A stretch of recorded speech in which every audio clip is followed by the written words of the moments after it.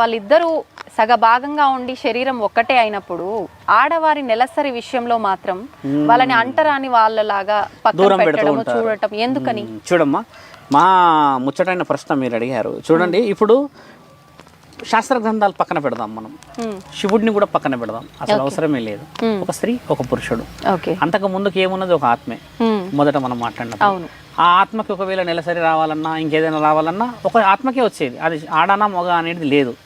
మీకు తెలుసా, పురాణ గాథల్లో శివుడికి రక్తస్రావం అయ్యేదని కూడా రాసి ఉంది.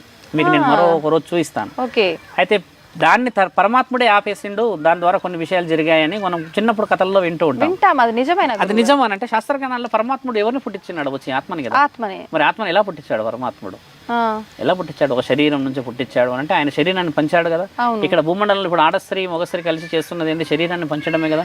అంటే పరమాత్ముడికి నెలసరి ఉన్నదని అర్థమే కదా అది. కాబట్టి ఏంటంటే ఆత్మని పుట్టించాడంటే మరి ఆత్మని ఎలా పుట్టిస్తాడు? ఆయన ఒక శక్తి ద్వారా పెడుతున్నాడు. ఇప్పుడు వినాయకుడు ఉన్నాడు, ఆయన ఒక శక్తి.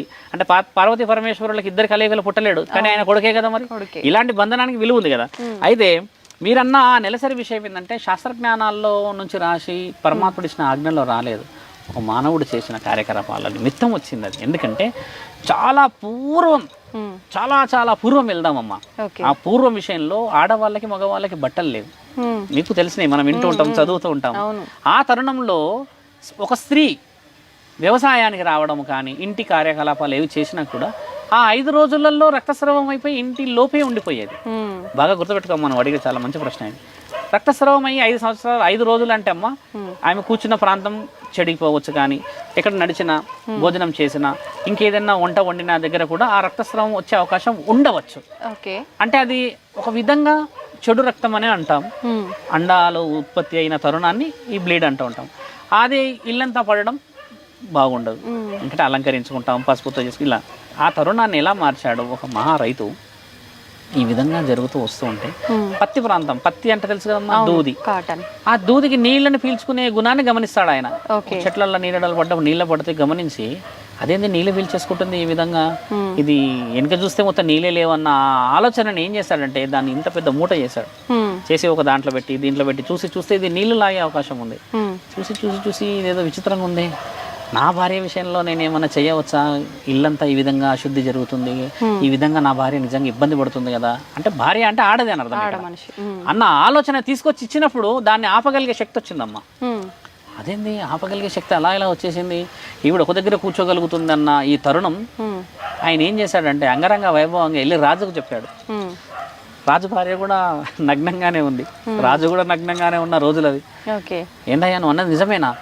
ఏ విధంగా పోవాలి, ఈ విధంగా అంటే తీసుకొచ్చి చూసేసి ప్రయోగం చేస్తే ప్రయోగం సక్సెస్ అయ్యారు వాళ్ళు. 5 రోజులు ఆపగలిగారు. ఒక రక్తస్రావం అనేది శరీరం నుంచి వచ్చి ఒక వస్తువు నుంచి ఇంకా అది పోవాల్సిన ప్లేస్కి వెళ్ళిపోవాల్సింది కింద పడే స్థితిగతులు లేకుండే రోజుల్లో దాన్ని ఈ విషయాన్ని ఏం చేశారంటే ఇక్కడ స్థితిగతులు నాపడానికి పెట్టింది. శరీరం అంతా దాచుకుంటే ఎలా ఉంటుంది ఒక స్త్రీ అయినా పురుషుడైనా అన్న దాన్ని పెకిలిచ్చి 16 ముడుల చీర తయారు చేశారు వాళ్ళు. దూది నుంచి వచ్చినదే చీర. ఆ చీర కట్టినాక ఇప్పుడు చూడు, ఇప్పుడు మనం పూర్వం చూస్తే 13 ముడులున్న చీరలే ఉంటాయి. ఇక్కడ మూడి వెనకాల 2 ఉంటాయి, కింద ఉంటాయి, ఇలా దోతిలా ఎనుకుంటాయి, ఇలా 16 ముడులు. ఇప్పుడు లేవు, చాలా తగ్గాయి. ఆ 16 ముడుల చీర కట్టిన తర్వాత అమ్మ వీళ్ళకి దీన్ని అడ్డుగా పెట్టుకునే అవకాశం లేదు, బట్టలే లేవు కదా, అంత జ్ఞానం లేదు చేసుకునేది. మరి నెలసరి రాగానే మళ్ళీ అదే స్థితి వచ్చింది ఆడవాళ్ళకి. ఏం చేయాలి? అదే వచ్చింది కదా. చీరని అయితే కట్టడం మొదలు పెట్టాం, లేదా చీరని ఏ విధంగా చేయాలి, ఈసలు ఆపడానికో ఏదో చేయడానికి చూసాం, కానీ చీరని కట్టే పద్ధతి అనేది ఏంటంటమ్మా ఇప్పుడు ఎలా చుడుతున్నారు ఆడవాళ్ళు అలానే చుట్టుకునే తరుణం వచ్చిన సందర్భం అది. రక్తస్రావం వస్తే ఆవిడ వెళ్తూ ఉన్నప్పుడు మళ్ళీ అలాగే కనబడతాయి, బాధపడి ఏం చేయాలని చూసినప్పుడు ఆ రోజు మీరు అనుకున్న ఆ తరుణాన్ని ఒక మహానీయుడు ఏం చెప్పాడంటే చీరని కింద నుంచి పైకి కట్టండి అన్నారు. దాన్ని 7 అంచుల చీర అంటారు. కిందికి 7 అంచులు వదులుతామా, ఆ 7 అంచులు పైకి వదిలేరమ్మా. ఇలా వెనక్కి వదిలిన 7 అంచులు. ఆ 7 అంచుల్లో అమ్మ 5 రోజులు కట్టేవాళ్ళు చీర. 5 రోజుల రక్తస్రావం అయిపోయేది. ఆ పొరలు దాటుకుంటూ వచ్చేసి వీళ్ళు ఆ 5వ రోజు గంగా స్నానం. అప్పట్లో ఏంటంటే వనమూలికలు ఉండేటి, సబ్బులు ఇవన్నీ లేకున్నా కూడా గంగా అనేది పవిత్రమైన వనమూలికలు ఉండి అష్టసుగంధాలు ఉన్నప్పుడు అదన్నీ కడిగి మళ్ళీ పెట్టుకునే తరుణమే చీర అమ్మ. ఈ యొక్క పవిత్రమైన ఈ విషయాన్ని పరమాత్ముడు మానవుల చేత చేయించింది, మానవులు రక్షించుకున్నది. అలాంటిది నా తల్లి పార్వతీమాత కూడా నువ్వు అన్నట్టుగానే అర్ధనారీశ్వరి శరీరంలో ఉన్నప్పుడు మరి నా తండ్రి ఎక్కడికి పోవాలి కదా. దేవుడు పరమాత్ముడు మనం ఎన్నో పూజలు పురస్కారాలు దీప నైవేద్యాలు ఇస్తూ ఉంటే పార్వతీమాత పక్కకి వెళ్ళాలా? అప్పుడు వెళ్తే పరమాత్ముడికి విలువ లేదు కదా. కాబట్టి అంటూ ముట్టుకి రెండు విలువలు ఏంటంటే అమ్మ, అంటూ అనేది శరీరం నుంచి వచ్చింది కాబట్టి నా తండ్రి నా తల్లిని పరమాత్ముడు వదిలిపెట్టి వెళ్ళాడు. దానికి శాస్త్రజ్ఞానాల్లో కామాఖ్యాదేవి అస్సాం రాష్ట్రంలో ఆమె రక్తస్రావాన్ని తెచ్చిన చిన్న చిన్న క్లాత్స్ తీసుకొచ్చి పూజిస్తారు కదా. అంటే మన దగ్గర ఉన్న విలువ ఎంత పవిత్రమైంది మరి, ఎక్కడి నుంచి ఇది అపవిత్రమైంది మరి? ఇదంతా మాటల ద్వారా వచ్చిన యుద్ధాలు, రుజువులు అలా అలా అలా అలా అలా అలా అలా బయటికి వెళ్ళిపోయి. ఒక మాట చెప్పాలమ్మా, ఒక రాజు వీధిలో ఆడుకున్న వాళ్ళతోని ఏ విధంగా శారీరక సంభోగం చేస్తాడు మరి అపవిత్రమైతే? మాట ఆలోచించండి.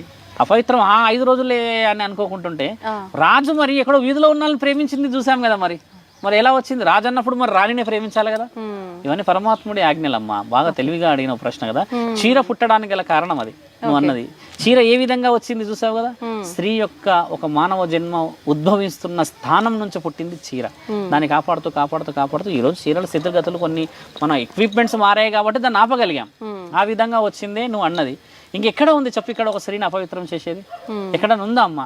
నేను నీకు చెప్తున్నది అబద్ధం అనిపించిందా ఎక్కడనని?